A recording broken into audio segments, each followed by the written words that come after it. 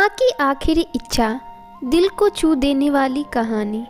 एक बूढ़ी माँ की कहानी। एक बार उस बूढ़ी माँ को उसके बेटे ने एक वृद्ध आश्रम में ले जाकर छोड़ दिया। बूढ़ी माँ को वही एक एकलौता बेटा था जिसके लिए बूढ़ी माँ ने जीवन भर संघर्ष किया।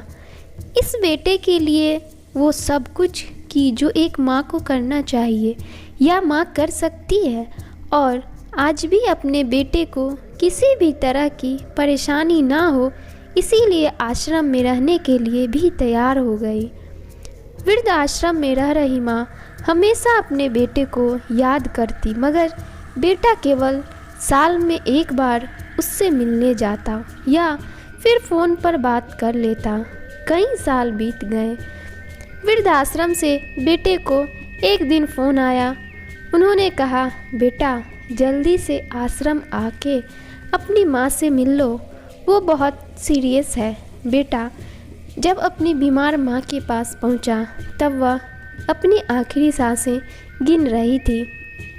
बेटे ने अपनी माँ से उसकी आखिरी इच्छा पूछते हुए कहा, माँ मैं तुम्हारे लिए क्या कर सकता हूँ, बताओ।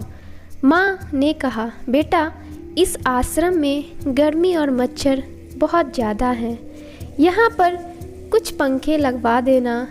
फ्रिज ना होने की वजह से यहाँ पर हम बूढ़ों को कई बार भूखे पेट ही सोना पड़ता है, क्योंकि किसी के दिया हुआ खाना खराब होने से नहीं बचा पाते।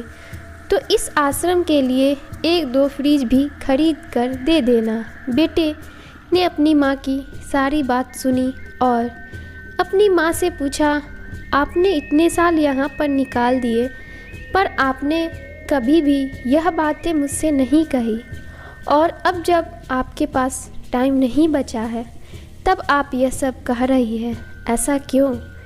माँ ने बेटे को जवाब देते हुए कहा, बेटा मैंने गर्मी, भूख और पीड़ा सहन कर ली, लेकिन मुझे पता है जब तेरे बच्चे तुझे यहाँ पर छोड़कर जाएंगे तब तू यह सब सहन नहीं कर पाएगा।